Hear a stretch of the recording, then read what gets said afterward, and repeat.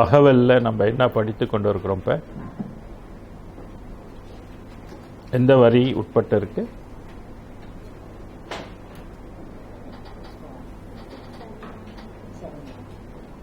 Six seven.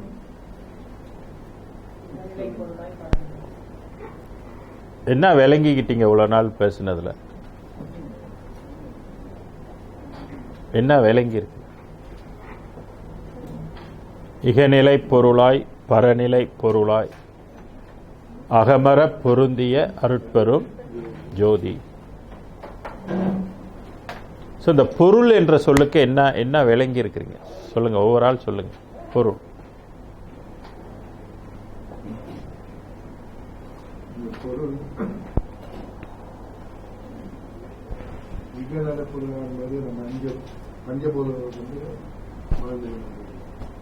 Okay.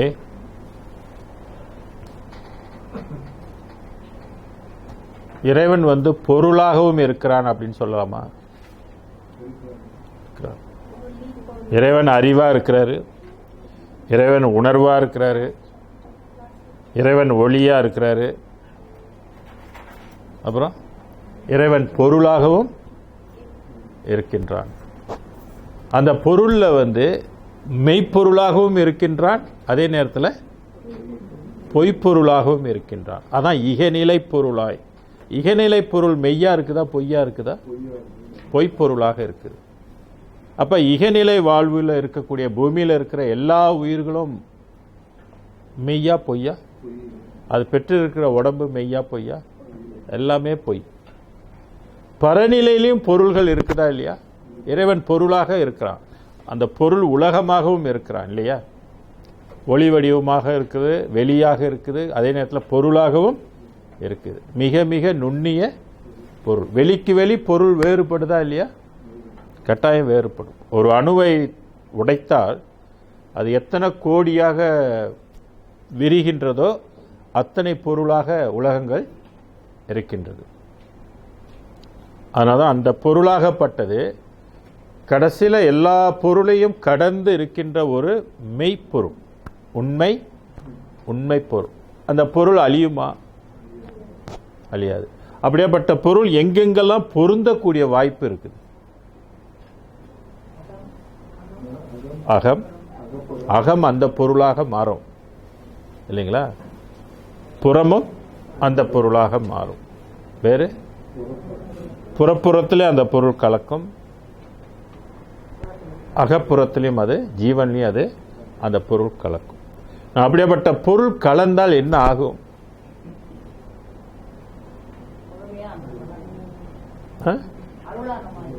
நம்ம அந்த பொருளாக ஆயிடுவோம். அந்த பொருளாக ஆயிட்டா நமக்கு அழிவு வருமா?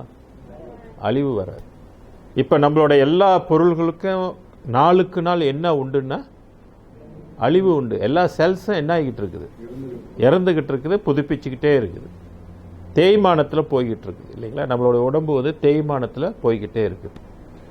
ஆனால் இந்த பொருளாக நம்ம மாறிட்டோமாக்க அப்புறம் நமக்கு எந்த காலத்துலையும் எந்த தேய்மானம் இருக்காது.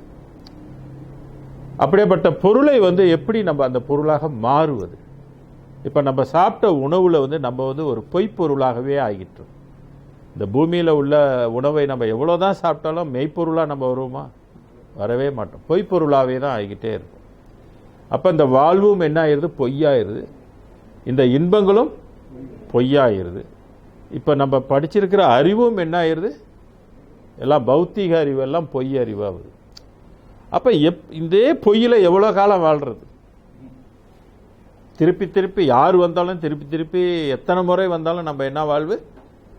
பொய் வாழ். இடம்பெறும் பொய் வாழ்க்கையிலே இன்பத் துன்பம் அடுத்தே எண்ணி எண்ணி இழக்கின்றீரே ஏழை ஊரை. இந்த பொய்ப்பொருளாக இருந்தால் 9 கிரகங்கள் நம்மளை என்ன செய்யும்? ஆதிக்கம் செலுத்தும். நம்ம அதை மீறி ஒன்றும் ஜானியர்னா முளைஞ்சரிக்கிறோம். அது மட்டும் இல்லாமல் வினைகளும் நம்ம வினைக்கு ஆட்பட்டோம். நம்ம செய்கிற வினையும் நம்மளை சார்ஜ் ஆகிடுது, ஏற்கனவே செஞ்சதும் நம்மளை ரூல் பண்ணும். ஸோ இந்த மாதிரி ஒரு மும்மலத்துக்கு நம்ம உட்பட்டுருவோம். ஆணவம் கண்மம் மாயைக்கு. ஏன்னா பொய்ப்பொருளாக இருக்கிறதுனால தான் இதெல்லாம் அது நம்மளை பிடிச்சிக்குது. நான் மெய்ப்பொருளாக நம்ம ஆயிட்டோமா இந்த தாக்கங்கள் நமக்கு இருக்காது. இந்த மும்மலங்கள் நமக்கு சம்பந்தம் இல்லை, இந்த கிரகங்களுக்கும் நமக்கும் சம்பந்தம் இல்லாமல் போய்விடும். அதுதான் எக்காலத்திலும் அழியாத ஒரு வாழ்வு. இதெல்லாம் விஞ்ஞானிகள் யாரும் சொல்லிக் கொடுக்க முடியாது. விஞ்ஞானிகளுக்கெல்லாம் இது எட்டாரு, எந்த விஞ்ஞானி இந்த நிலையை அடைந்ததும் இல்லை. இது மெஞ்ஞானிகளுக்கு மட்டும்தான் இது விளங்கக்கூடியது. மெஞ்ஞானிகளில் எல்லாருக்கும் விளங்கக்கூடிய நிலையும் இல்லை. இது மெஞ்ஞானிகளுக்கு விளங்கிய நிலைகள் பல்வேறு நிலைகள் இருக்கு. ஒவ்வொரு ஞானிகளுக்கும் ஒவ்வொரு நிலைகள் அடைஞ்சிருக்கிறாங்க. மத தலைவர்கள்லாம் ஒரு நிலை அடைஞ்சிருக்கிறாங்க. பிரம்மா, விஷ்ணு, ருத்ரன் போன்ற நிலை, அதெல்லாம் ஒரு நிலையில் இருக்குது. அப்புறம் அந்த மத தலைவர்களை கடந்தும் பரம்பரமெல்லாம் ஒரு நிலைகளாக இருக்கு. இதில் நம்மளுடைய சித்தர்கள் அவங்க ஒரு மெய்ப்பொருளாக இருக்கிறாங்க. அதான் திருக்குறளில் பார்த்தீங்கன்னா மெய்ப்பொருள் பற்றி இருக்கும். பொருள் அல்லவற்றை பொருள் என்று உணரும் மருளான மானா பிறப்புன்னு திருவள்ளுவர் சொல்வார். தேட வேண்டிய பொருளை தேடாமல் இவங்க எல்லாம் பொய்ப்பொருளை தேடிட்டு இருக்கலாம் தான் மீண்டும் மீண்டும் பிறவி எடுத்துக்கிட்டே இருக்கிறாங்க அப்படின்னு சொல்லுவார். பொருள் அல்லவற்றை பொருள் என்று உணரும். இப்போ அவர் சொன்ன பொருள் கூட அதையும் கடந்து இன்னொரு பொருள் இருக்குது. அதுதான் வள்ளல் பெருமான் சொல்லுகின்ற பொருள், மெய்ப்பொருள் சொல்றது. ஸோ இந்த பொருள் வள்ளலார் சொல்லுகின்ற இந்த பொருள் நம்ம கடந்த வாரங்கள் எல்லாம் நம்ம பார்த்துக்கிட்டு வரோம். ஒவ்வொரு பாடல்களிலும் இந்த பொருள் பற்றியே சொல்லிக்கிட்டே வர்றாரு. கோர்வைப்படுத்தி பார்க்கும்போது நிறைய விஷயங்கள் அதை பற்றி சொல்லி வந்திருக்கிறாரு. நீங்கள் கட்டாயம் இப்போ ரிவிஷன் பண்ணணும். அதெல்லாம் அடிக்கடி ரிவிஷன் பண்ணிக்கிட்டு இருந்தால் தான் அது உங்களுக்கு தெளிவு பெறுவதற்கு அது தேவைப்படும். நம்ம இன்றைக்கும் இன்னும் சில கவிகளை பார்க்க போகிறோம். என்னென்ன பாடல்களில் அந்த பொருளை பற்றி என்ன சொல்லியிருக்கிறாரு அப்படின்றது. சைவ சித்தாந்தத்தில் சொன்ன பொருள் பராபரையோடு அது நின்றுவிடும், முடிஞ்சது. இங்கே வள்ளல் பெருமான் சொல்லுகின்ற பொருள் பராபரைக்கும் அப்பால் பட்டு இருக்கின்ற பொருள். எப்படி 10 அறிவு கொண்டு பெருவெளியை அடைய முடியாதோ அதே மாதிரி இந்த சித்தர்களுக்கும் அந்த பொருள் என்ன என்பதை அவர்களுடைய அறிவாலும் அதை சொல்ல முடியாது. அட்டகத்தில் அதுக்கு சான்றுகள் சொல்லப்பட்டிருக்குது, உங்களுக்கு தெரியும். அதான் இன்னைக்கு 678வது பாடலை எடுத்து பாருங்க. 42வது அதிகாரம் இது. கண்டு கனிந்து கலந்து கொள்ளல் என்ற ஒரு தலைப்பில் 678வது பாடல்.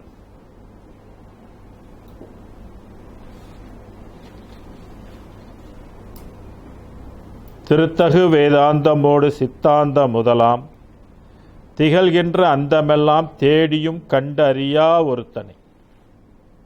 ஏற்கனவே எத்தனை அந்தம் சொல்லியிருக்கிறோம்? 6 அந்தங்கள். சித்தாந்தம், வேதாந்தம், போதாந்தம், யோகாந்தம், கலாந்தம், நாதாந்தம். அதில் டாப்பாக இருந்தது எது? சித்தாந்தம், வேதாந்தம். நான் இந்த பாடலில் ஒரு இன்ஃபர்மேஷனை வச்சிருக்கிறாரு பாருங்க. தேடியும் கண்டு அறியா ஒருத்தனை. இந்த கருத்து எதுக்கு சான்றாக இருக்குது? வள்ளலார் சொல்கிற கடவுள் வேறு. ஒரே பாடல், ஒரே சான்று. அப்போ வள்ளலார் சொல்லுகின்ற கடவுள் வேறுன்னும் போது இது சைவ சித்தாந்தத்தில் சொல்லுகின்ற ஒளி அல்ல. ஒளின்னா ஒன்றுன்னு நம்ம ஒளி பல ஒளிகள் இருக்குது. அதில் இந்த ஒளி 19ஆம் நூற்றாண்டில் தான் இது தன்னை வெளிக்கட்டு. இது ஒரு உலகம். இந்த ஒளி ஒரு உலகமாக இருக்குது. வள்ளலார் சொல்றார், நீக்கமர எங்கும் நிறைந்து இருக்கின்றார். அதான் சிற்சபை பொற்சபை இதுக்கு உட்பட்டு இருக்குது. புகும் தருணம் இதுவேன்னு.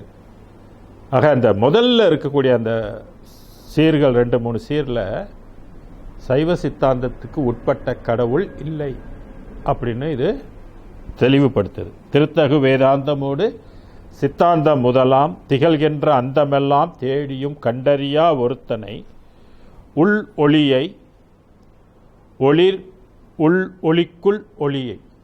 ஒளிக்குள்ள ஒரு ஒளி, அந்த ஒளிக்குள்ள இன்னொரு ஒளியை. உள்ளபடி உள்ளவனை, உண்மையிலே உள்ளபடி இருக்கின்றார். அப்போ காட் இஸ் த, கடவுள் அருட்பெரும் ஜோதி ஆண்டவர் உள்ளபடி இருக்கிறார். உள்ளபடி உள்ளவனை உடைய பெருந்தகை, அவனுடைய தன்மை பெருந்தகை, பெருங்கருணை, கருணை கடவுள் அப்படின்னு சொல்லுவார். பெருந்தகையை நிறுத்தனை, நிறுத்தனைனா அங்கே இருக்கின்றவனை, நிலை கொண்டு இருக்கின்றன, அதை நிறுத்தன் சொல்றது. மெய்ப்பொருளான நின்மலனை, என்ன பொருள் சொல்றாரு? மெய்ப்பொருள். அதனால தான் ஏன் நம்ம இந்த இந்த கடவுளை ஃபோக்கஸ் பண்ணணும், இதோட மந்திரத்தை ஏன் சொல்லணும் அப்படின்னாக்க, நாம் எதை நினைக்கின்றோமோ அதுவாய் ஆவோம்னு சொல்லுவாங்க இல்லையா? அப்போ எதை நினைக்கின்றோமோ அது என்ன செய்யும்? அருள் எப்படி காரியப்படுதுன்னாக்க, நாம் எதை நினைக்கின்றோமோ அதுதான் நம்மளை ஆட்கொள்ளும். அருட்ஜோதி தெய்வம் என்னை ஆண்டு கொண்ட தெய்வம் சொல்வார். அப்போ அந்த மாதிரி ஆண்டு கொள்வதற்கு அந்த மெய்ப்பொருளாக இருக்கின்ற அருட்பெரும் ஜோதியை நம்ம உய்யணும். இனி பிறவியே வேண்டாம், அந்த உலகத்துக்கு வர வேணாம், தெய்வமாக போயிடுவோம், நித்திய வாழ்வுக்கு போயிடுவோம் அப்படின்னு பூலோகத்தில் யாருக்காவது அந்த அறிவு கிடைச்சி அப்படி நீங்கள் தேடுனாக்க எதை தேடணும்னு கேட்டிங்கன்னா அருட்பெரும் ஜோதியை தேடும். அதுதான் மெய்ப்பொருளாக இருக்கின்ற. அதான் மெய்ப்பொருளான நின்மலனை. நின்மலன்னா அதுக்கு என்ன இல்லை? மலம் இல்லை, ஆணவம் இல்லை, கண்மம் இல்லை, மாயை இல்லை. அது நமக்கே அது மூணும் இருக்குது. அதான் நம்மளாம் ஜீவர்கள்னு சொல்லுவாங்க. இறைவன் பரம்பொருளாக இருக்கின்றான், நாமெல்லாம் ஜீவர்களாக இருக்காங்க. நின்மலனை சிவனை. அப்போ இந்த இடத்துல இந்த சிவன் சொல்றது பழமை சிவனை சொல்றாரா, புதுமை சொல்றாரா? சிவன்ற சொல்லை பயன்படுத்துறார், ஆனால் அந்த ஒளி வேறு. சிவனை, நித்தியனை, சத்தியனை. இது இது இது இது இந்த சிவன் வேறு என்று சொல்வதற்கு அடுத்த வரி சான்றாக இருக்குது. ஏன்னா நித்தியன், சத்தியன். ஏன்னா பழசு என்ன ஆயிரும்? கரைஞ்சிரும். இது காரியப்பட்டால் அது கரைந்து விடும். 1168 அதுக்கு சான்று இருக்கு. அதனால நித்தியனை, சத்தியனை, நிர்குணனை. இதுக்கு என்ன இல்லைன்னா 3 குணங்கள் கிடையாது. இப்போ நமக்கெல்லாம் எத்தனை குணம் இருக்குது? ராஜசிக், தாமசம், சத்விகம். இது அது 3ஐயும் கடந்து இருக்கின்ற நிர்குணம், கருணையே வடிவமாக இருக்கின்றது. எனது கருத்தனை சிற்சபையோங்கும் கடவுளை, சிற்சபையில் ஓங்குகின்ற கடவுளை என் கண்ணால் கண்டு கொண்டேன், கனிந்து கொண்டேன், கலந்து கொண்டேன், கழித்தேன். அதனால தான் சொல்கிறேன், கடவுள் பொருளாகவும் இருக்கிறார். நம்ம ஒளியிலே ஃபோக்கஸ் பண்ணிட்டு பொருளெல்லாம் விட்டுறக்கூடாது. ஏன்னா அது நம்மளை காரியப்படுத்தும் போது நம்மளையும் வேற பொருளாக அது மாற்றி அமைச்சோம். அது நம்ம ஒன்றும் கவலைப்பட வேண்டியதில்லை. ஏன்னா மாற்றுகின்ற பொருள் எது? மெய்ப்பொருளாக எது மாற்றி தருது? நம்மளா சொந்தமாக செய்கிறோமா? இல்லையே. இந்த பாடியில் 7 வகை செல்ஸ் யார் நம்ம செய்கிறோமா? இல்லையே. எது செய்து உள்ளுக்கு? இத்தனைக்கும் அது சுத்த அருள் கூட இல்லை. என்ன அருள் அது?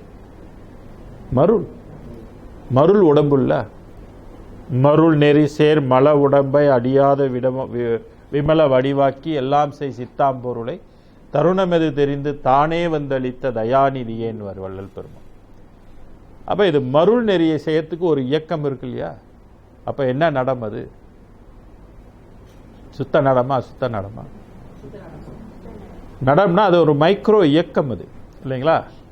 அது ஒரு மைக்ரோ இயக்கம் நமக்குள்ள இருந்து எப்படி இயக்குதுன்னா, உண்ட உணவை 7 தாதுக்களாக, உண்ட உணவு ரசம் ரத்தமாக மாற்றுது, ரத்தத்தை மாமிசமாக மாக்குது, மாமிசத்தை கொழுப்பாக மாற்றுது, கொழுப்பு எலும்புச்சோறாக மாறுது, எலும்புச்சோறு சுக்கிலமாக மாறுது. நம்ம செய்கிறோமா? நமக்கு என்ன தெரியும்? நல்லா ருசிச்சு சாப்பிட தெரியும், வேற ஒன்றையும் நமக்கு மாற்ற தெரியாது. அப்போ ஏதோ ஒரு இயக்கம் உள்ளுக்கு இருந்து நம்மளை மாற்றுது. அது கடவுளுடைய பூரண சக்தி கிடையாது, கடவுளுடைய அசிஸ்டன்ட் சக்தி. அது எத்தனையோ படி கீழே இருக்கக்கூடிய ஒரு அசுத்த நடம் இந்த வேலையை செஞ்சு கொடுக்குது. அதே மாதிரி மிருகங்கள் எல்லாமே, உலகத்தில் உள்ள படைப்பு எல்லாமே, பூமியில் இருக்கிற ஒரு மரம் கட்டக்கேடு, அதுக்கு ஒரு இயக்கம் இருக்குது. பூமியில் இருக்கிற சத்தை உறிஞ்சி அது மரங்களாக அது வளருது, நின்ன இடத்துல இருந்தே வளருது. நம்மளை மாதிரிலாம் போய் அலையிறது இல்லை அங்கங்கே, இல்லைங்களா? நின்ன இடத்துலேருந்தே அதுக்கு வேண்டியது அது எல்லாமே இயக்கம். நான் சுத்த நடம் உள்ளுக்கு வந்தனே என்ன செய்யுது? பொய்ப்பொருளை என்ன செய்யுதுன்னா மெய்ப்பொருளாக அது மாற்று. அப்போ அந்த மைக்ரோ இயக்கம் எவ்வளோ முக்கியம், சுத்த நடம் எவ்வளோ முக்கியம். அதான் ஏற்கனவே நம்ம சுத்த நடம் பற்றி படிச்சிருக்கோம் இல்லையா. என் உள்ளத்தில் சுத்த நடம் புரிகின்ற சித்த சிகாமணியினர். அதனால இங்கே சொல்லும்போது அந்த நடம் தான் மெய்ப்பொருளாக நம்மளை ஆக்கிரும். இட்ஸ் மைக்ரோ இயக்கம். அதுதான் தீட்சை வேணும்னு சொல்றது. இறைவன் அதை என்ன செய்யணும்னா நமக்கு வைக்கணும். வள்ளலாருக்கு வச்ச மாதிரி பொன்னடியின் சென்னியிலே பொருந்த வைத்த தெய்வம். அதுக்கு தான் புருவ மத்தியில் நம்ம ஃபோக்கஸ் பண்ணணும். ஏன்னா அந்த பொருத்தம் வைக்கிற இடம் எதுன்னு கேட்டிங்கன்னா புருவ மத்தி. ஸோ அந்த இடத்துல நம்ம கவனம் வைக்கும் பொழுது மனமும் சற்று என்ன ஆகுது, அமைதி அடையுது. மாயை சற்று விலகும். மாயைகள் அப்படியே தொடர்ந்து செய்ய செய்ய செய்ய மாயை நமக்கு விளங்கிக்கிட்டே போகும். மாயை விலக விலகத்தான் இந்த துறையே நமக்கு விளங்கும். இல்லைன்னா கன்ஃபியூஸ், எல்லாமே கன்ஃபியூஸாக இருப்பாங்க, தெரியாது. சயின்ஸை பற்றி பேசிகிட்டு இருப்பாங்க இல்லைங்களா. ஸோ இந்த 678வது பாடலில் மெய்ப்பொருளான நின்மலனை அப்படின்னு சொல்கிறார். இந்த இடத்துல பொருள் என்ற சொல்ல இறைவனை மெய்ப்பொருளாக அதை நமக்கு எடுத்து சொல்லியிருக்கிறார். ஒரு 692 பாருங்களேன், அதில் ஒரு இன்ஃபர்மேஷன் இருக்குது.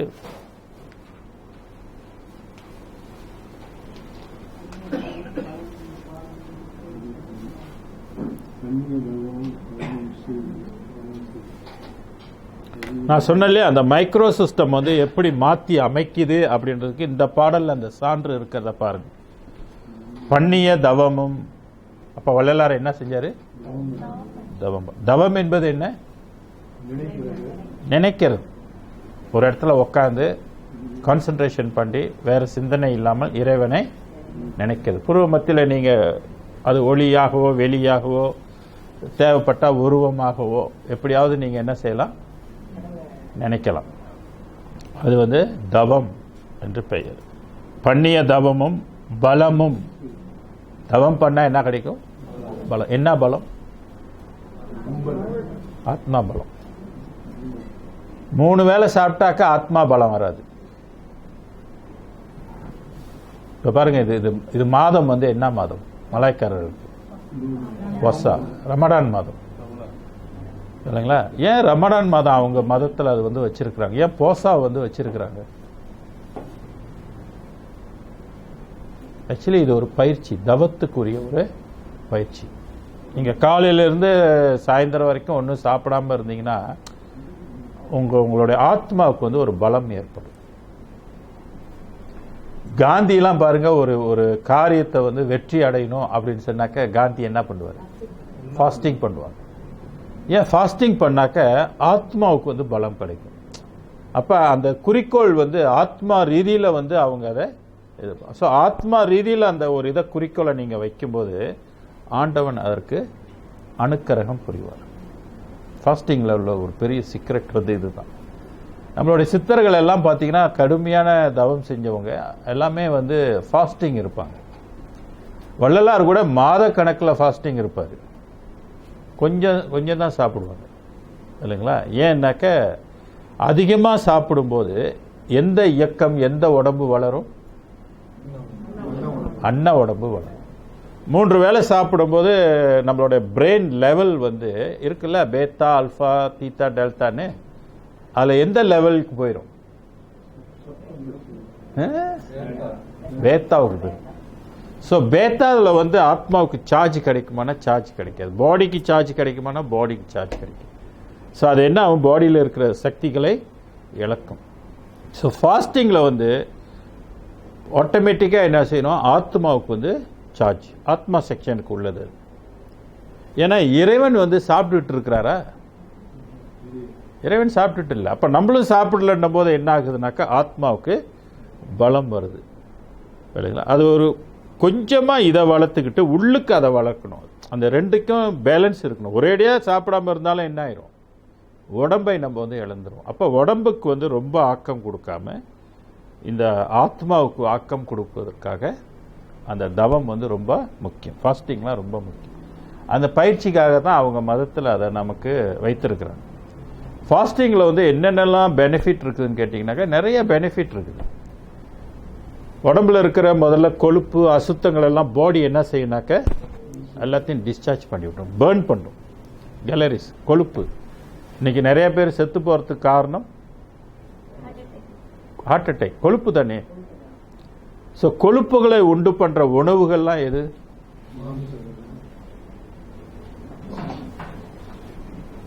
அரிசி, மாவு பொருள் எல்லாமே கொழுப்பு. நம்ம அதிகமாக சாப்பிட்றது எது?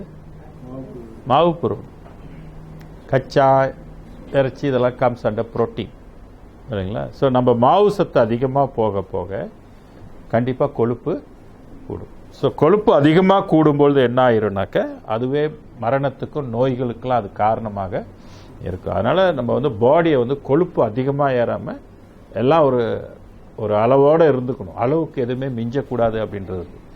ஸோ அதை பேலன்ஸ் பண்ணுறதுக்கு எது முக்கியமாக இருக்குன்னா ஃபாஸ்டிங் வந்து ரொம்ப முக்கியமாக இருக்குது. அதுதான் தவத்தோர்கள்லாம் பார்த்தீங்கன்னாக்கா இந்த தவம் செய்கின்ற காலகட்டத்தில் உணவை வந்து எப்பொழுதுமே கம்மியாகவே எடுப்பாங்க. விரத அனுஷ்டானங்கள் செய்யும்போது நீங்கள் அதே வள்ளலான்னு சொல்லியிருக்காரு, அதிகமாக சோறு சாப்பிடும்போது தவம் எல்லாம் சுருங்கி போயிடும்னு சொல்லி கூட ஒரு பாடல் இருக்குது, சொல்லியிருக்கிறார். ஸோ அதனால் பண்ணிய தவமும் பலமும், அந்த பலத்துக்காக இந்த இந்த இந்த விஷயத்த சொன்னேன். ஏன்னா தவம் செஞ்சால் ஆத்மாவுக்கு பலம் ஏற்படும். பலமும் மெய் பலம் செய் பதியுமாம் ஒரு பசுபதி. மெய் பலம், ரெண்டு பலம் இருக்கு பாருங்க. ஒன்று உடல் பலம். இந்த பலம் என்ன ஆயிரும்? நிலைச்சு நிற்குமா? நிற்காது. இந்த யூத்தில் இருக்கிற பலம் வந்து அப்படியே வயசாக என்ன ஆகிடலாம், எல்லாம் அடங்கி போயிடும், குறைஞ்சிடும், அப்படியே இருக்கிற குறைஞ்சிக்கிட்டே போயிடும். நான் மெய் பலம் அருட்பெரும் ஜோதியை தவம் பண்ணும்போது அதில் கிடைக்கின்ற பலம் வந்து மெய் பலம். ஃபாஸ்டிங்கில் நம்ம கிடைக்கக்கூடிய பலம் வந்து ஆத்மா பலம், அது வந்து மெய் பலம். அது எத்தனை ஜென்மத்துக்கு என்ன செய்யும்னாக்க கேரி ஃபார்வர்ட் தொடரும், அந்த ஆத்மா பலம் வந்து தொடரும். பதியுமாம் ஒரு பசுபதி. பதியுமாம், பதியும், அது வந்து நம்மளை என்ன செய்யணும்னாக்க சாரும். நன்னி என் உள்ளத்தை தன்னுள்ளமாக்கி, கன்வர்ஷன் என்ன பண்றது? என் உள்ளத்தை, என் உள்ளம் சொல்லும் போது என்ன நிலை? அது அஞ்ஞான நிலை. அப்ப நம்மளோட நிலை, நம்மளோட மனம் என்ன நிலை? அஞ்ஞானம். வரும்போது அறிவோட வந்தோமா? இல்லையே, ஜீரோவா வந்தோம், ஒண்ணுமே தெரியாம வந்தோம். இப்ப வந்து உலகத்துல வந்து என்ன செஞ்சோம்? படித்து கேட்டு இப்படி கற்றுக்கொண்டதுதான். ஸோ இந்த வெளிகளுக்கு என்ன இல்லைன்னாக்க ஊத்து ஞானம் என்பது இல்லை. ஊற்று எடுக்குமான ஊற்று எடுக்காது. அதனால இது அருள் வந்து என்ன செய்யணும்னாக்க நம்மளோட மேட்ச் பண்ணும். மேட்ச் பண்ணாதான் அந்த சுத்த நாடம் என்ன பண்ணணும்னாக்க இந்த மனதை அது மாற்றி தன் உள்ளமாக்கி, என் உள்ளத்தை தன் உள்ளமாக்கின. தன் உள்ளம் என்பது என்ன வெளி? பெருவெளி. அப்ப பெருவெளியா ஆயிட்டா எப்படி இருக்குவீங்க? எப்படி அதோட ரிசல்ட் என்ன? அதோட பெனிஃபிஷரி என்ன?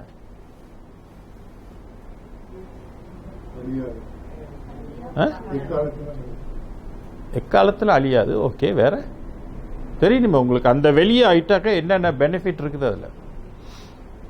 அண்ட சராசரங்கள்லாம் தெரியுமா? தெரியும். ஏன்னா அது கண்ணு, அந்த வெளியே ஒரு கண், முக்கண். அது அப்ப எல்லாத்தையும் பார்க்குமா பார்க்காதா? ஆற்றல் எவ்வளவு பெரிய ஆற்றல், பலம்.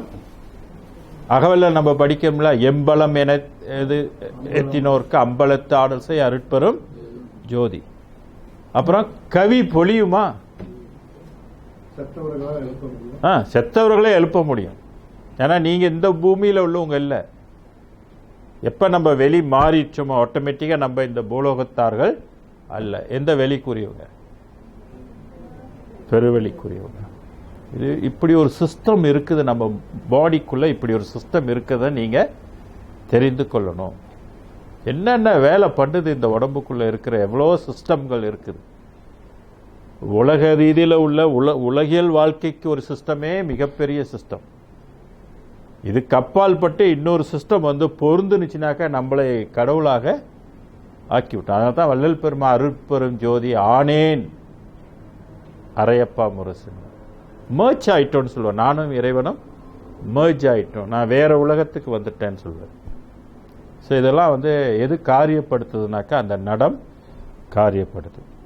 அதனால் நன்னி என் உள்ளத்தை தன்னுள்ளமாக்கி நல்கிய கருணை நாயகனே, எண்ணியபடியே எனக்கருள் புரிந்த இறைவனை. அப்போ தான் என்ன நடக்குது? இப்போ நம்ம சொல்கிறோம் இல்லையா, எண்ணியபடி என எல்லாம் செயல்கூடும் என்னானை அம்பலத்து. எப்போ எல்லாம் உங்களுக்கு செயல்கூடும்?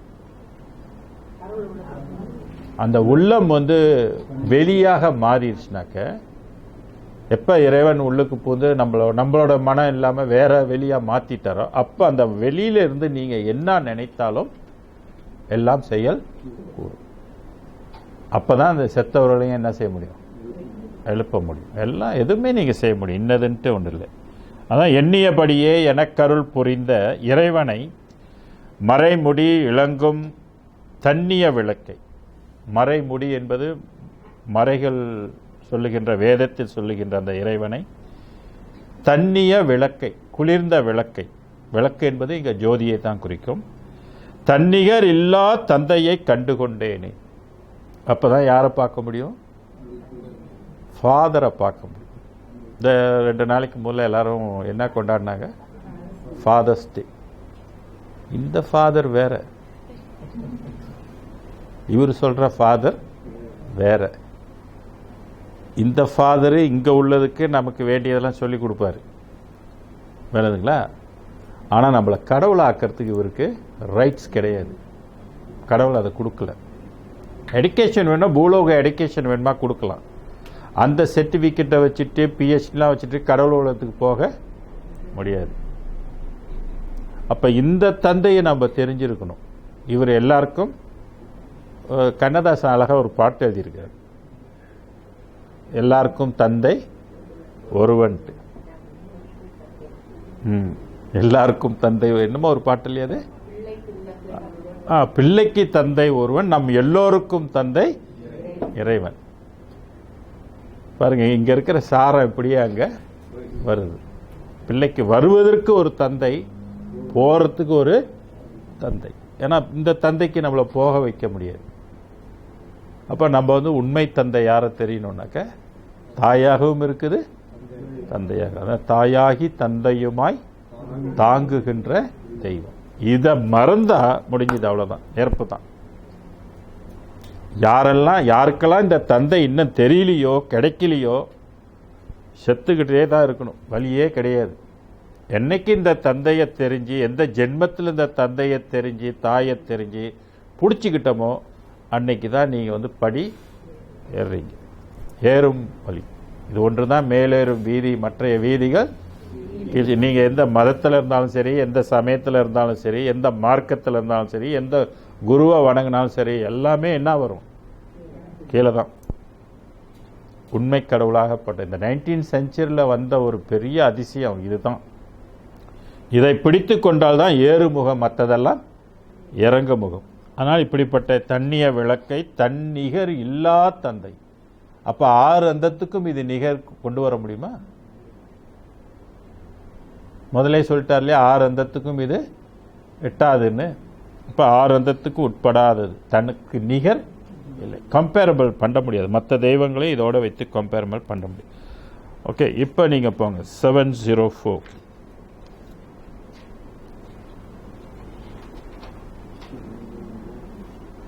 சுத்த வேதாந்த பிரம்ம ராசியத்தை, சுத்த சித்தாந்த ராசியத்தை. ராஜ்யம் என்பது ஆட்சி, அது ஒரு அதோடைய ராஜ்யத்துக்கு உட்பட்டது. தத்துவாதீத தனி பெரும் பொருளை, சமரச சத்திய பொருளை. சமரச சத்திய பொருள், இது எல்லாமே அதுக்குள்ள அடங்கி இருக்கின்ற ஒரு தனி பெரும் பொருளை. அப்ப இது இந்த பொருள் ஏற்கனவே சொன்ன பொருள்னு நம்ம எடுத்துக்கொள்ள முடியாது. சித்தலாம் வல்ல சித்தை. சித்தை என்பது இங்க அறிவை பொருள். எல்லா சித்துகளும் கொண்டு இருக்கின்ற சித்தை. என் அறிவில் தெளிந்த பேரானந்த தெளிவை. அவருடைய அறிவு எத்தனாவது அறிவு? 10வது அறிவில தெளிந்த ஒரு தெளிவு ஒன்று உண்டு. அது நம்ம இல்லைன்னு சொல்லல. 10 அறிவு கொண்ட தெளிந்த தெளிவு எது? பராபரை. அப்ப அதுக்கும் ஒரு பொருள் இருக்கு, அதுவும் ஒரு பொருள். அந்த 10 அறிவு கொண்டு தெரிய முடியாத ஒரு பொருள் இருக்குது, அதுதான் சன்மார்க்கம். சமரச சுத்த சன்மார்க்கம். இது தனி நெறி, தனி வெளி. இப்படியாப்பட்ட இதை அதனால தான் என் அறிவில் சொன்னார் வள்ளல் பெருமாள். ஏன்னா அவரோட அறிவை நம்ம 10 எடை போட்டக்கூடாது. 10 போட்டோமா நம்ம தப்பு பண்ணுறோம். 10க்கும் அப்பாற்பட்ட அறிவு, அது 12 அறிவுன்னு சொல்றது. அந்த அறிவில் தெளிந்த பேரானந்த தெளிவை, பேரானந்தமாக இருக்கின்ற ஒரு அனுபவம். அது சாதாரண அப்ப சித்தாந்தத்தில் உள்ள அனுபவத்தையும் கடந்தும் அனுபவம் இருக்கு.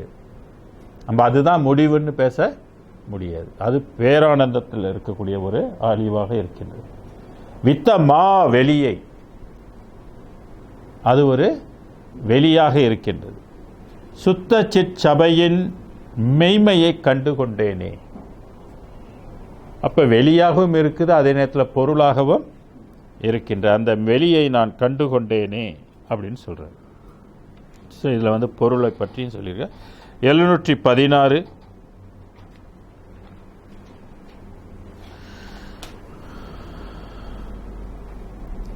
பனி இடர் பயம் தீர்த்தெனக்கு அமுதளித்த பரமனை. பனி இடர் பயம் தீர்த்தெனக்கு அமுதளித்த பரமனை, என்னுள்ளே பழுத்த கனி அணையவனை, அருட்பெரும் ஜோதி கடவுளை, கண்ணினுள் மணியை, புனிதனை, எல்லாம் வல்ல ஓர் ஞான பொருள் எனக்களித்த மெய்ப்பொருளை. என்ன கொடுத்ததான்? ஞான பொருள் சொல்றார். அது ஞானத்தை அறிவு, அது ஒரு பொருள். அது என்ன பொருள்னா மெய் பொருள். அப்ப என்ன அறிவுனா மெய் அறிவாக இருக்கு. ஞான பொருளை கழித்த மெய்ப்பொருளை, ஞான பொருள் என கழித்த மெய்ப்பொருளை. அவருக்கு கொடுத்த பொருள் என்ன? மெய்ப்பொருள். மற்றவர்களுக்கு கிடைத்த பொருள் பொய்ப்பொருள். எது வரைக்கும் பொய்ப்பொருள்? பராபரை வரைக்கும் எல்லாம் பொய்ப்பொருள். அப்படின்னா சான்ஸே இல்லை. இனி இந்த உலகத்துக்கு வேற சான்ஸே இல்லை. அருட்பெரும் ஜோதி ஆண்டவரை விட்டால் வேற சான்ஸு இல்லை. போனால் எங்கே போகலாம்? பொய்ப்பொருளுக்கு போகலாம். மெய்ப்பொருளுக்கு தான் எனக்கு வேணும் அப்படின்னு சொன்னாக்க நீங்கள் எடுக்கக்கூடிய ஒரே சாய்ஸ் எந்த கடவுள்?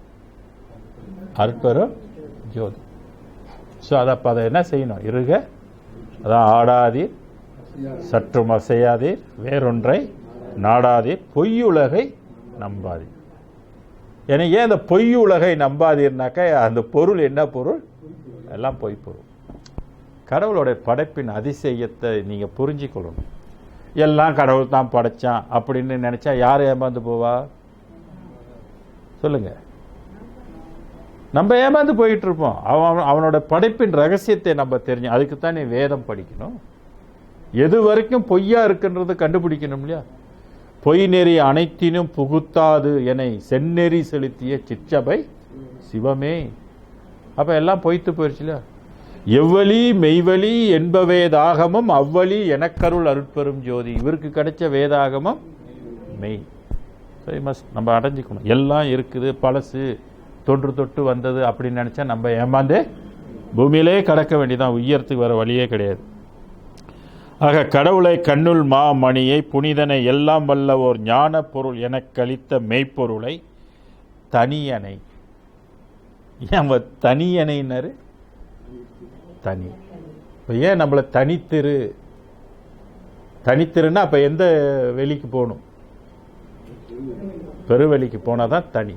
மற்றதெல்லாம் வேற, அதுல போய் சேரக்கூடாது. தனியனை ஈன்ற தாயை பாருங்க, அது நம்மளை அது உலகத்துக்கு பெற்று எடுக்கணும்.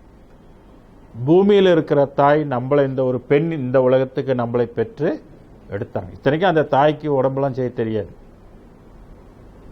விலங்குங்களா? அது செஞ்சு கொடுக்கறதெல்லாம் உள்ளுக்கு வேற ஆள், அவரை யாருக்கும் தெரியாது. இவங்க ஒரு கருவி தான், இல்லைங்களா? அதே மாதிரி நம்ம திருப்பி அந்த ஞான மெய்வெளிக்கு போகணும்னு சொன்னா இந்த பாடியும் போக முடியாது, இந்த உயிரும் போக முடியாது, இந்த மனமும் போக முடியாது, இப்ப இருக்கிற ஆன்மாவும் போக முடியாது. அப்புறம் சடங்கு செஞ்சு எப்படி அனுப்புறாங்க? வாசனை பண்ணி பாருங்க. ஏன்னா எல்லாம் என்ன பொருளா இருக்குது?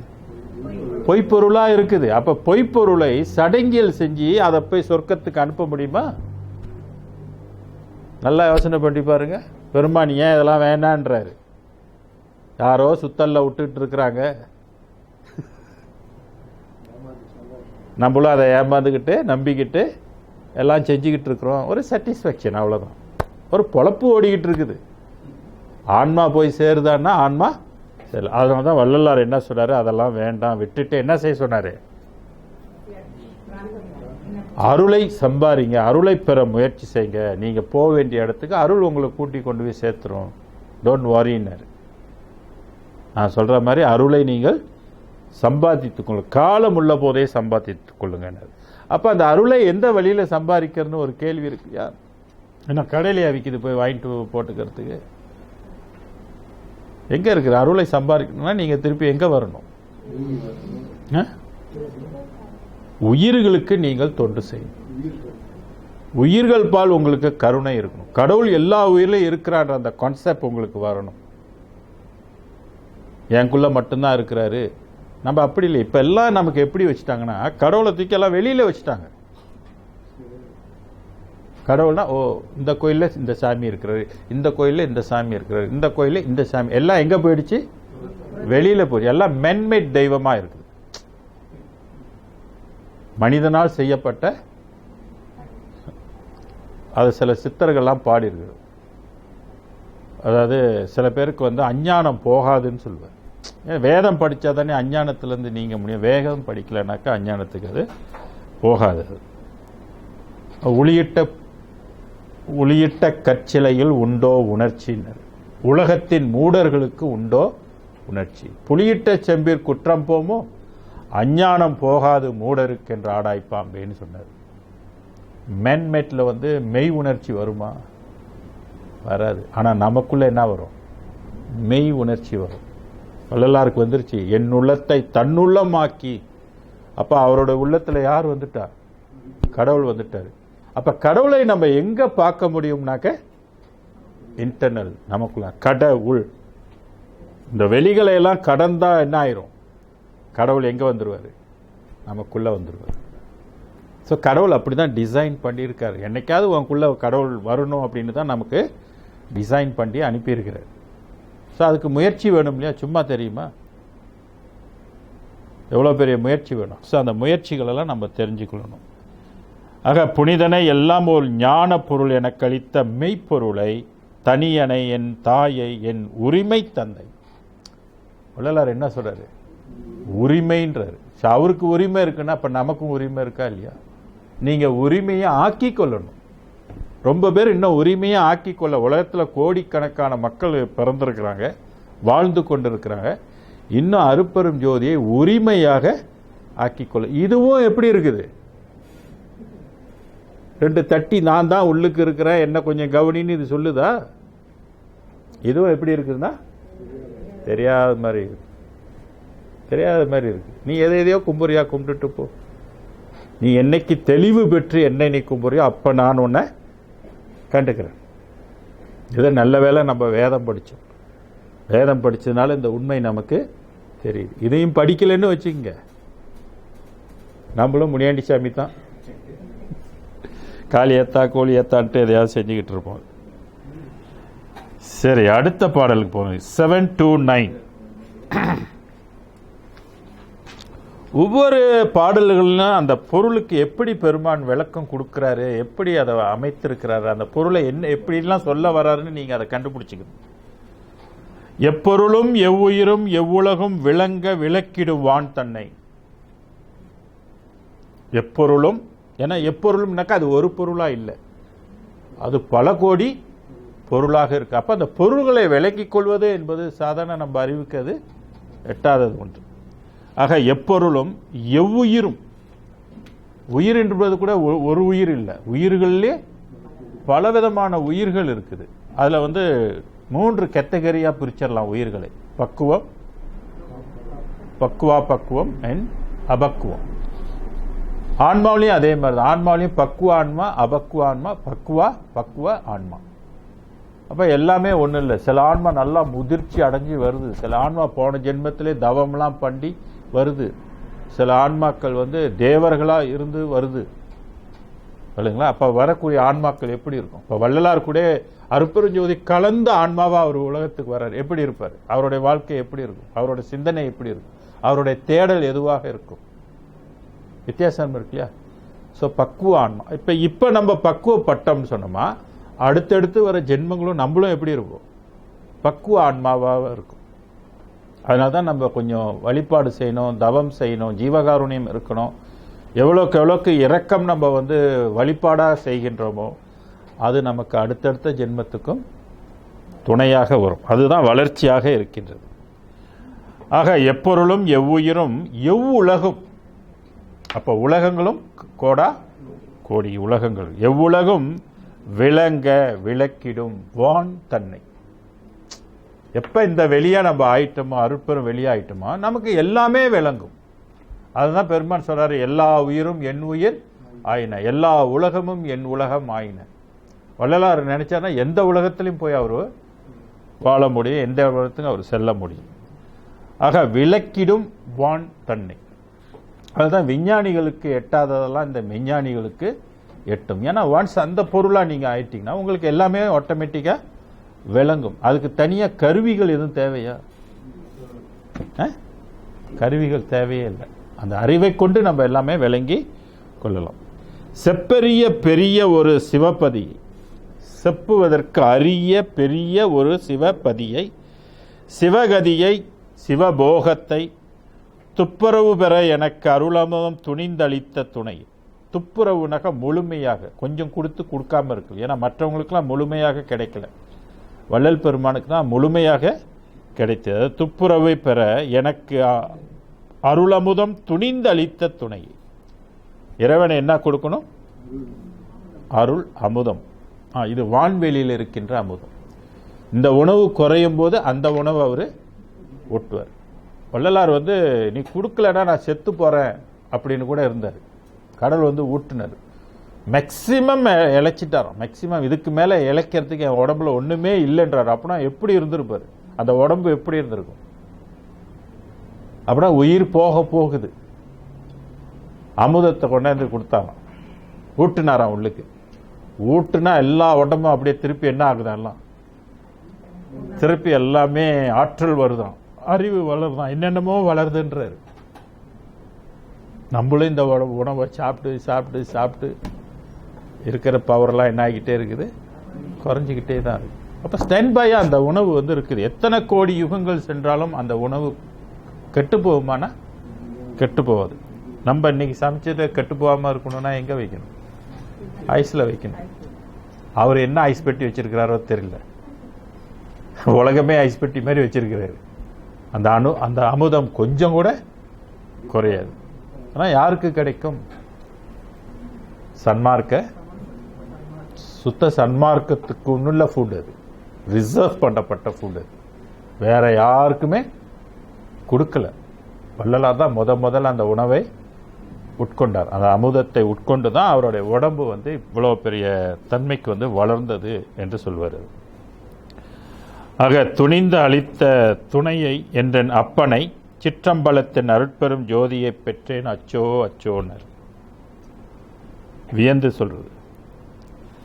அதுபோல அடுத்து 7:3:1 பொன்புனை உள்ளொளிக்குள் ஒளியை பூரணமாம் பெரும் பொருளை. இந்த பாடலையும் என்ன சொல்றாரு? இறைவனை பெரும் பொருள்னு சொல்றாரு.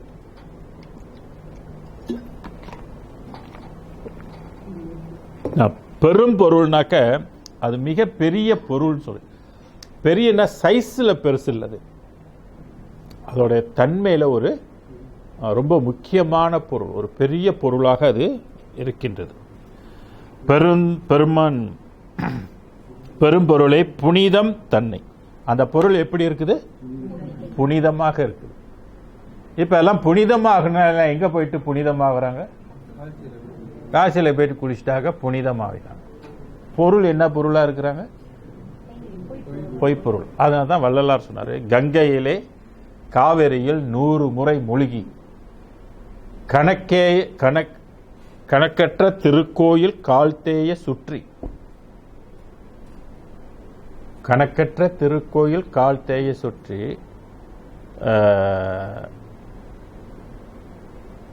இந்த உடம்பு வந்து இலக்கன்னு சொல்வது, வெண்கொடிய பல நோன்பு ஏற்று உடலை வருத்தி வேதங்கள் கூறுகின்ற யாகமெல்லாம் செய்து பங்கமில்லா வேதியற்கை பணமல்லி தந்து பசுவதனை பூசித்து அதன் கழிவை உண்டு தங்களுயிர் மோட்சத்தை அடைவதற்கே முயலும்னர்.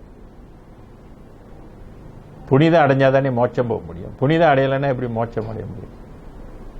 தயவு இல்லார் சத்தியமாய் முத்தி அடையார். தயவு அடையா, தயவு இல்லைன்னா சத்தியமா முத்தி அடையும். அப்ப தயவு என்பது எவ்வளவு முக்கியம். அதுதான் ஜீவகாருண்யமே ஞான வீட்டுக்கு திறவு. ஜீவகாருண்யமே இன்னும் சொல்லணும்னா இட்ஸ் அ தவம். ஜீவகாருண்யமே தவம். உயிர் மேல் நீங்க கருணைப்படுவதே பெரிய தவம். இந்த காலகட்டத்துக்கு இப்ப உள்ள காலம் ஜீவகாருண்யம் என்பது ஒரு பெரிய தவம். நீங்க தவம் செய்து கொண்டு இருக்கிறீங்கன்னு அர்த்தம். உயிருப்பால் கருணை காட்டிக்கும், உயிர்களுக்காக பிரார்த்தனை செய்றீங்கன்னா நீங்க தவம் செய்து கொண்டு இருக்கிறீங்கன்னு அர்த்தம். தயை நெறி தவமே, தவ நெறி தயையே அப்படின்னு கூட 32வது பாடல்களில் வந்து இருக்கும். ஆக சிற்றம்பல தற்பன் ஜோதியை பெற்றேன் அச்சோ அச்சோன்னர். இத்தனை 701 பெரும்பொருள் புனிதம் தன்னை என் பிழை பொறுத்தனையும் ஏன்று கொண்ட பெருங்கருணை இயற்கை தன்னை. அதுக்குள்ள தன்மை என்ன? அந்த பொருளுக்குரிய தன்மை என்ன? கருணை. என் பிழை பொறுத்து சட்டம் என்ன? பிழை செஞ்சா என்ன சட்டம்?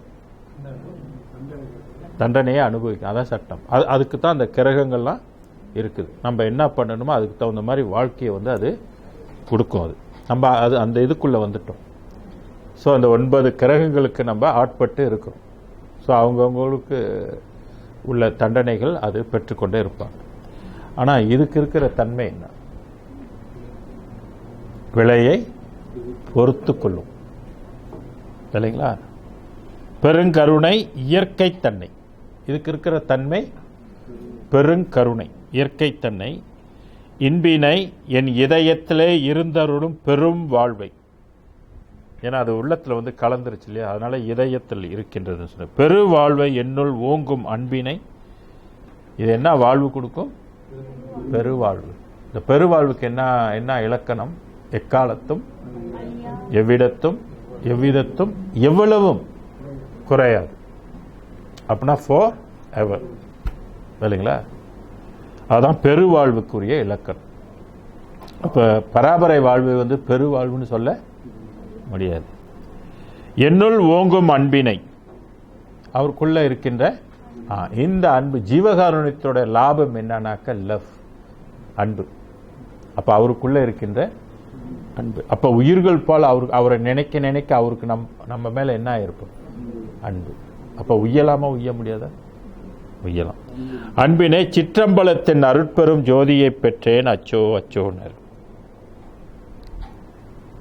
734 என்னையும் என் பொருளையும் என் ஆவியையும் தான் கொண்டிங்கு என்பால் அன்பால் தன்னையும் தன் பொருளையும் தன் ஆவியையும் கழித்தளித்த தலைவன் தன்னை. என்ன என்ன சொல்றாரு பாருங்க. கடவுள் அவர்கிட்ட இருந்து என்ன வாங்கிக்கிட்டாராம்? என்னையும் என்னை இறைவன் எடுத்துக்கொண்டான், என்னை எடுத்துக்கொண்டான், என் பொருளையும் எடுத்துக்கொண்டான். நான் என்ன பொருளாக இருக்கின்றேன்? பொய்ப்பொருளாக இருக்கின்றேன். அந்த பொருளை எடுத்துக்கொண்டான். என் ஆவியையும் எடுத்துக்கொண்டான், என்னுடைய உயிரையும் எடுத்துக்கொண்டான். எடுத்துக்கொண்டு இங்கு என்பால் அன்பால் தன்னையும் அன்பால் தன்னையும் தன் பொருளையும் தன் ஆவியையும் கழித்தளித்த தலைவன் தன்னை. எக்ஸ்சேஞ்ச். நீ இதை கொடு, நான் என்ன தரேன். அதனால்தான் உடல் பொருள் ஆவியை நம்ம என்ன செய்யணும்? இறைவனுக்கு தத்தம் பண்ணும். நிறைய பேர் தத்தம் பண்ணிடுறாங்க, ஆனா இவங்க அவரை ஆவறது இல்லை. அப்ப அந்த இடத்துல என்ன நடக்குது? எக்ஸ்சேஞ்சில் ஏதோ ஒரு பிரச்சனை இருக்கு இல்லைங்களா? நிறைய பேர் சொல்லிட்டோம், I have given up all given to, எல்லாரும் நான் கொடுத்துட்டப்பா, என் உடல் பொருள் ஆவியெல்லாம் நான் கொடுத்துட்டப்பான்னு நிறைய பேர் சொல்றத நானும் கேள்விப்பட்டிருக்கேன். ஆனா இவர் எப்படி கொடுத்தாருன்னு தெரியல, அவர் எப்படி வாங்கினார்ன்றது தெரியல. ஸோ இதெல்லாம் ரொம்ப டீப்பான சீக்ரெட்டு. ஆனால் வள்ளலாருக்கு இதை வாங்கிட்டு அவருடைய ஹோல் திங் கொடுத்துட்டு, அப்போ ஆட்டோமேட்டிக்காக வள்ளலார் யாரும் ஆயிட்டாரு, கடவுள் ஆயிட்டாரு. அப்போ வள்ளலாரை தனித்து பார்க்க முடியாது, வள்ளலார் வேற ஒருத்தருன்னு நீங்கள் பார்க்க முடியாது. மேபி ஆரம்ப கட்டத்தில் வேணுமா அது பொருந்தும். ஃபைனலாக இப்போ இந்த பாடல்லாம் ஃபைனல் பண்ணனே வள்ளலார்னாலே அது அருட்பெரும் ஜோதி. வள்ளலார் வேற, அருட்பெரும் ஜோதி. There is no more Vallalar. அங்கே இவர் என்ன ஆயிட்டாரு, அருட்பெரும் ஜோதி. ஸோ அந்த மாதிரி ஆயிடுது ஒரு பொருள். வெள்ளை டாயில் போட்டு எடுக்கிற மாதிரி ஒரு வெள்ளை துணியை நம்ம ஒரு கலரில் போட்டு எடுத்து அந்த துணி என்ன ஆயிடுது இல்லையா, வெள்ளை துணி மஞ்சளில் போட்டால் மஞ்சள் ஆயிடுது இல்லையா. ஸோ அது மாதிரி இஸ் டோட்டலி பிகம் காட். அந்த மாதிரி முன்னையும் பின்னையும் எனக்கே முழு துணையாய் இருந்த முதல்வன் தன்னை. முன்னையும் ஆரம்பத்திலையும், அப்புறம் பின்னையும் பிற்பாடும் எனக்கு முழு துணையாய். ஆரம்பத்தில் ஒரு கடவுள், பின்னால ஒரு கடவுள் இல்லை எனக்கு, முன்னுக்கும் அவர் தான், பின்னாலே எனக்கு அவர் தான் அப்படின்னு சொன்னார். முழு துணையாய் இருந்த முழு முதல்வன் தன்னை. இஸ் த ஃபர்ஸ்ட் காட்ன்றார், முதல்வன் தன்னை. அன்னையை சிற்றம்பலத்தின் அருட்பெரும் ஜோதியை பெற்றேன் அச்சோ அச்சோ. இந்த பாடலையும் அந்த பொருளை பெற்றுக்கொண்டு அவன் பொருளை எனக்கு அளித்தான் அப்படின்றத பாடல்ல அதை சொல்லியிருக்கிறார். 7:3 அது 735.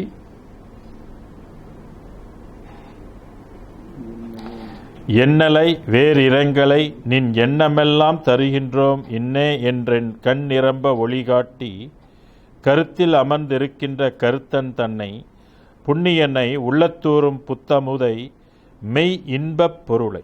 அந்த பொருள் எப்படி இருக்குன்னு சொல்றாரு, இன்பம். அப்ப நாம் அந்த இன்ப பொருளா ஆயிட்டோமா நம்மளுடைய வாழ்வு எப்படி இருக்கும், இன்பம். இப்ப ஏன் இன்பம் இல்லை நமக்கு வாழ்க்கையில? இன்னைக்கு ரொம்ப பேர்த்துக்கு என்ன இல்லை, இன்பம் இல்லை. ஏன்னா நம்ம என்ன பொருளா இருக்கிறோம், பொய்ப்பொருளாக இருக்கின்றோம். அப்ப பொய்ப்பொருள் இருந்தோமா என்னைக்குமே இன்பம் இல்லை. அதனால தான் ஏதோ கொஞ்ச நேரம் இசை கேட்குறோம், அதில் ஒரு இன்பம், படம் பார்க்குறோம் கொஞ்சம் இன்பம், நாக்கில் கொஞ்சம் சுவைக்கிறோம் அது ஒரு இன்பம், தொடு இன்பம். இப்படி உள்ள இந்த இன்பங்கள்லாம் சிற்று இன்பம், லிமிட்டட், வெரி வெரி லிமிட்டட் இன்பங்கள். ஆனால் இதுக்கே உலகம் அப்படியே மயங்கி கிடக்குது. ஏன்னா இதையெல்லாம் கடந்து உண்மையான இன்பம் இருக்கு. அப்ப வெளிக்கு வெளி இன்பங்கள் என்ன ஆகுதுன்னாக்க மாறுபடுது. எவ்வளோக்கு எவ்வளோக்கு நீங்க மேல போறீங்களோ, வேற வேற பொருளா போறீங்களோ, அந்த இன்பம் கூடிக்கிட்டே இருக்கு. அப்ப வள்ளலார் என்ன மாதிரி இன்ப வாழ்க்கை பெற்றுக்கிட்டு இருக்கிறார். இப்ப தெரிஞ்சோ தெரியல நம்மளும் என்ன ஆசைப்படுறோம், எப்படி வாழணும்னு நினைக்க போறோம், இன்பமா வாழணுன்ற. எல்லா உயிர்களுடைய நோக்கமே இன்பம் தான். இன்னைக்கு ட்ரக் அடிக்கிறவங்க கூட எதுக்குடா அடிக்கிறேன்னா உனக்கு தெரியாது அடிச்சு பாருன்றான் இல்லையா. ஏன்னா அந்த நேரத்தில் அவர் இன்பமா இருக்கு. ஆனா அது அவருக்கு என்ன அந்த நேரத்துக்கு தான் இன்பம் கொடுக்குதே ஒழிய அதனால ஆன்மீகம் அதுல வளரல, ஸ்பிரிச்சுவலிசம் அது இல்லை. அப்ப ஸ்பிரிச்சுவலிசத்துல போகும்போது தான் அந்த உண்மையான இன்பம் கிடைக்குது இல்லைங்களா. அதான் உலகத்துல உண்மையிலே இன்பம் வேணும்னா எல்லாரும் எதை தேடி ஆகணும், ஆன்மீகத்துக்குள்ள வந்தாதான் இன்பம் இருக்கு. அது கடவுள் இன்பத்தை எவ்வளோ உள்ளுக்கு வச்சிருக்கிறாரு, எத்தனை வெளி கடந்து வச்சிருக்கிறாரு, 12 வெளி கடந்து வச்சிருக்கிறாரு இன்பத்தை, உண்மையான இன்பத்தை. அந்த இன்பம் நாம் பெற வேண்டும் என்றால் அருட்பெரும் ஜோதியினுடைய அருள் கண்டிப்பாக நமக்கு வேணும். ஏன்னா அது மெய் இன்பப் பொருளாக அது இருக்கின்றது. என்ற நன்னலை சிற்றம்பலத்தின் அருட்பெரும் ஜோதியை பெற்றேன் அச்சோ அச்சோ.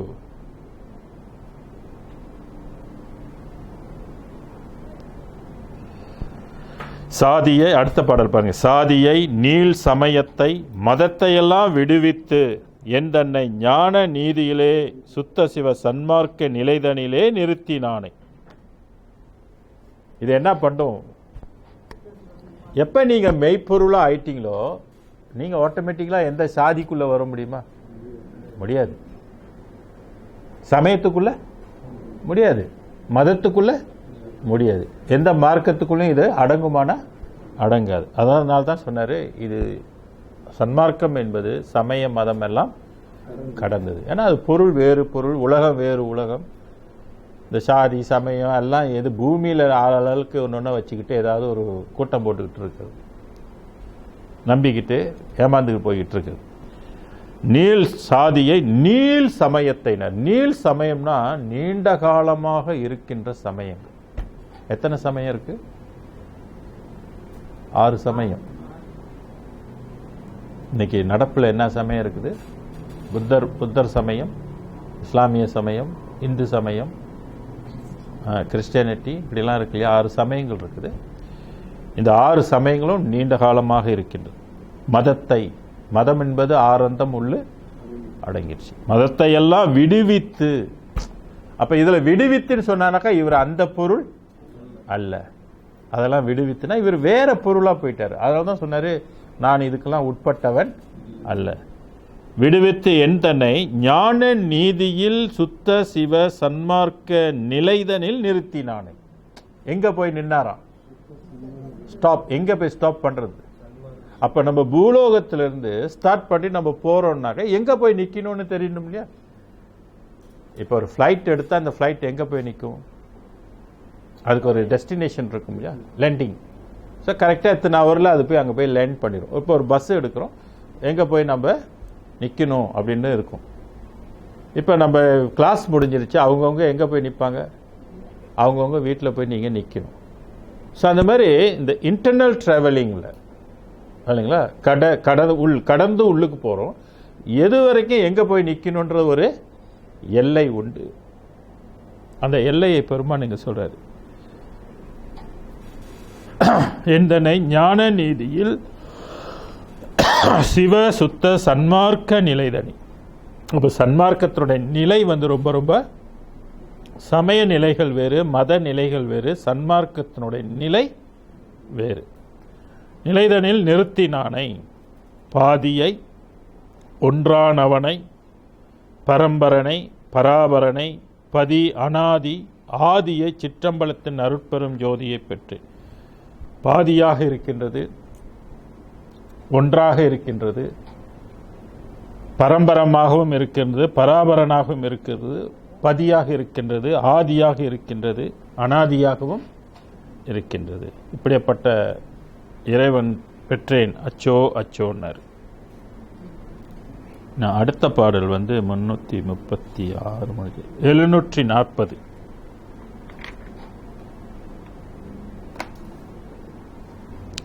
என் இதய கமலத்தே இருந்து அருளும் தெய்வம்.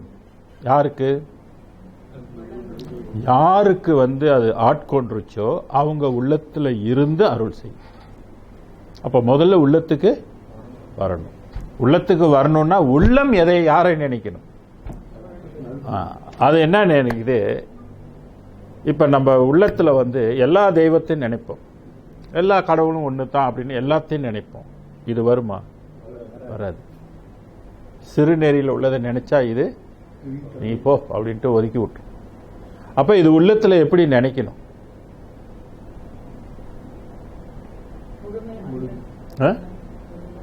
முழுமையா இதுக்கு இடம் கொடுக்கணும். முழுமையா நீங்க இதுக்கு இடம் கொடுக்கணும். அப்ப தேவையில்லாதெல்லாம் என்ன செய்யணும்? நீங்க கழிச்சிடணும். ஏன்னா இந்த உள்ளத்துல எத்தனையோ ஜென்மங்களாக நம்ம ஒன்று போட்டு வச்சிருக்கிறோம், ஒரு லிங்க் வச்சிருக்கிறோம். அது இன்னைக்கு நேத்து இல்லை. ஏன்னா இந்த உள்ளம் திருப்பி திருப்பி என்ன ஆகிக்கிட்டே வருது? ஆத்மா என்ன ஆகிக்கிட்டே வருது? அதே ஆத்மா பிறவி எடுத்துக்கிட்டே இருக்கு. அப்ப எத்தனை ஜென்மத்துல எதெல்லாம் கும்பிடு, எப்படி பாவங்கள் நம்மளை தொடர்ந்து வருதோ நம்ம வணங்கிய தெய்வங்களும் நமக்கு சம்பந்தம் இருக்குது இல்லைங்களா? அது எப்படி வந்தது? நாமளா விதைத்து கொண்டது. நம்மளா நினைச்சு, நம்மளா பூஜை செஞ்சு, நம்மளா மந்திரம் போட்டு போட்டு போட்டு போட்டு என்ன செஞ்சிட்டோம்? உறுதி படுத்திக்கிட்டோம். ஆமா, அண்ட துரிசையும். அது துரிசு என்பது அழுக்கு.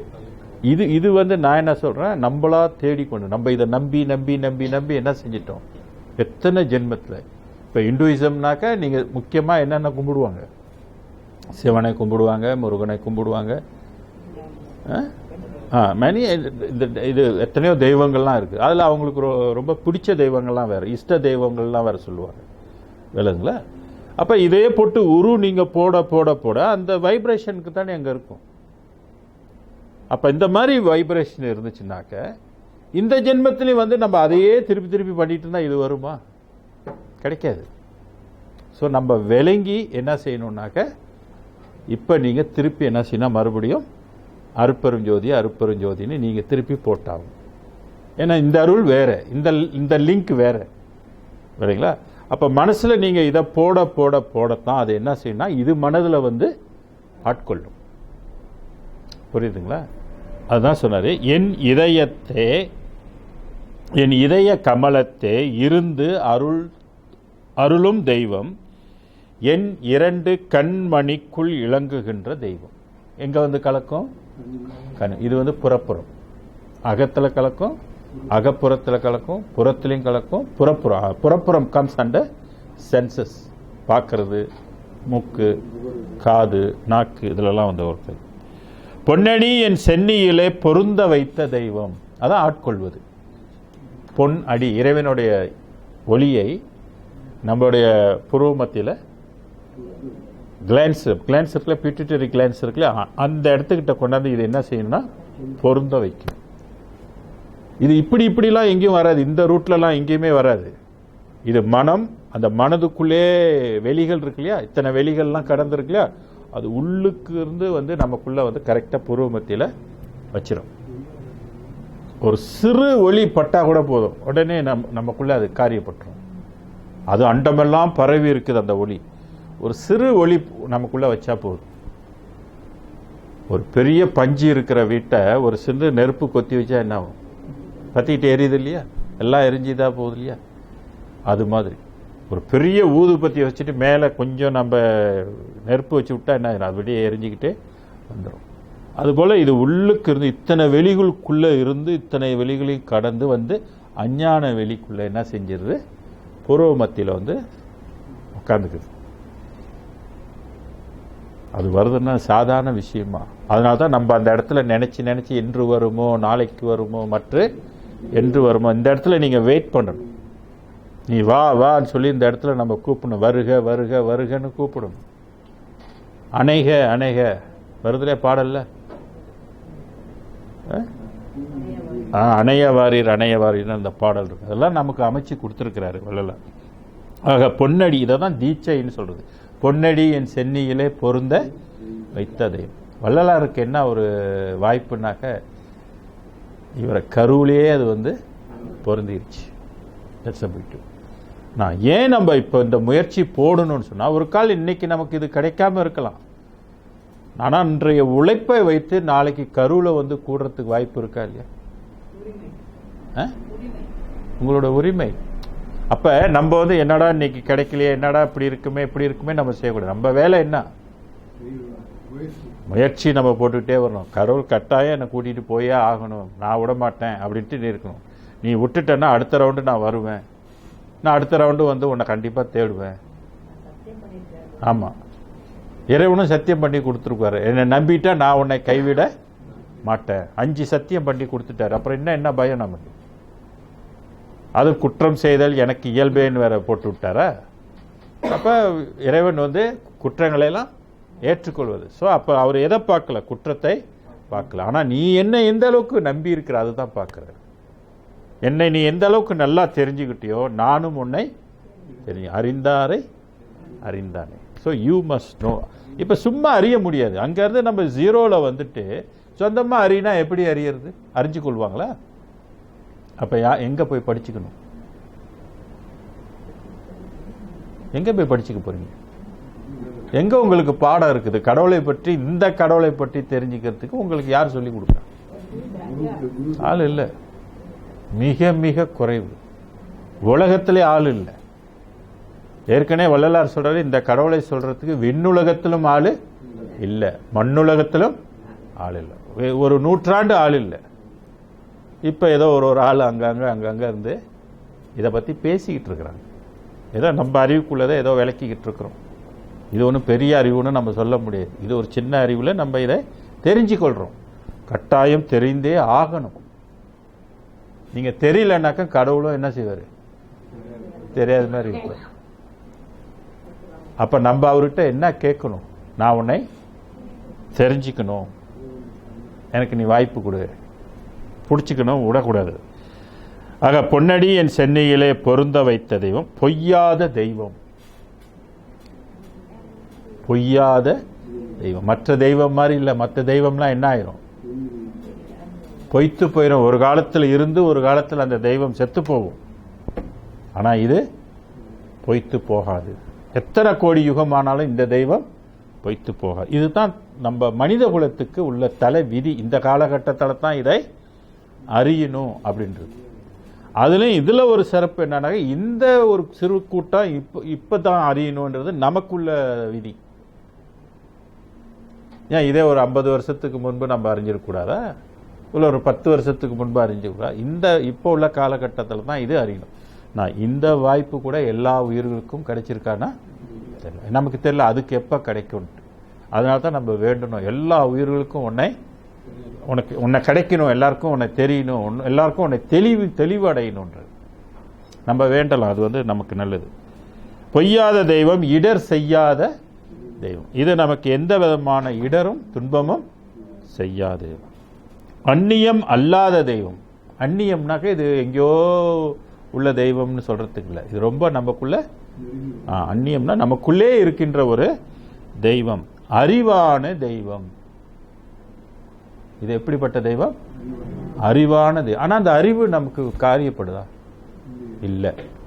அப்ப எப்ப பொருந்துனுச்சோ அப்பதான் அந்த அறிவு காரியப்படும். அறிவான எத்தனாவது அறிவுன்னா 12 அறிவு இதுகிட்ட இருக்கு.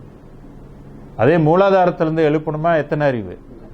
10 அறிவு தான் இருக்கும். 10 அறிவு எது வரைக்கும் போகலாம்? பராபர வரைக்கும் தான் போகலாம். சன்மார்க்கத்தினுடைய நோக்கம் பராபரைக்கு போவது அல்ல. அதனால பெருமான் என்ன சொல்லிட்டாரு? சித்தாந்தம் வேதாந்தத்தெல்லாம் நீ லட்சியம் வைக்காதுன்ட்டு. நம்ம போற இடம் எங்க? அதையும் கடந்து. இதுக்கு முன்பு யாரும் போவாத இடம், இதுக்கு முன்பு யாரும் ஏறாத இடம், இதுக்கு முன்பு யாரும் காணாத கடவுள் நம்ம பார்க்க போறோம். அதனால நீங்க வேற இதெல்லாம் நேரத்தை வேஸ்ட் பண்ண வேணான்ட்டார். இடர் செய்யாத அறிவான தெய்வம், என் அறிவுக்கு அறிவாம். நான் ஏன் எக்ஸ்ட்ரா 2 அறிவு சொல்றேன் இல்லையா? 10, இதை 12ன்னு சொல்றேன். ஏன்னா அவர் கருவில் கலந்தனே இவருடைய அறிவு வேற. இவர் உள்ளுக்கு வந்தனே இந்த உலகத்தில் வரும்போது இவருடைய அறிவு நிலை வேற. இப்போ என்ன சொல்றாரு? என்னுடைய அறிவுக்குள்ள ஒரு அறிவு. அப்ப விதின் அதுக்குள்ள ஒரு அறிவு. அப்ப 10 2 சேர்த்தா 12.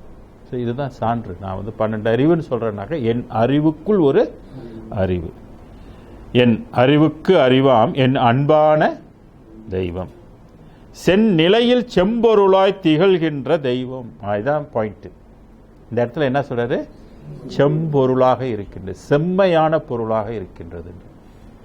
செம்மை என்பது அழிவில்லாத விலங்குல முழுமையான மகத்துவம் கொண்டு இருக்கின்றது. அதான் செம்பொருளாய் திகழ்கின்ற தெய்வம், சிற்றபையில் விளங்குகின்ற தெய்வம், அதே தெய்வம். சரி, இந்த பாடலோடு இன்றைக்கு நம்ம நிறைவு செய்து கொள்வோம். 740. அருட்பெரும் ஜோதி அருட்பெரும் ஜோதி தனிப்பெரும் கருணை அருட்பெரும் ஜோதி திருவருட்பிரகாச வள்ளலார் தெய்வ திருவடிகளே சரணம். சர்க்குருநாதா சர்க்குருநாதா, சன்மார்க்க சங்கம் தலைக்க அருள்தாதா, கொல்லா நெறியே குவளையமெல்லாம் ஓங்குக, எல்லா உயிர்களும் என்புற்று வாழ்க, வள்ளல் மலரடி வாழ்க வாழ்க, வள்ளல் மலரடி வாழ்க வாழ்க.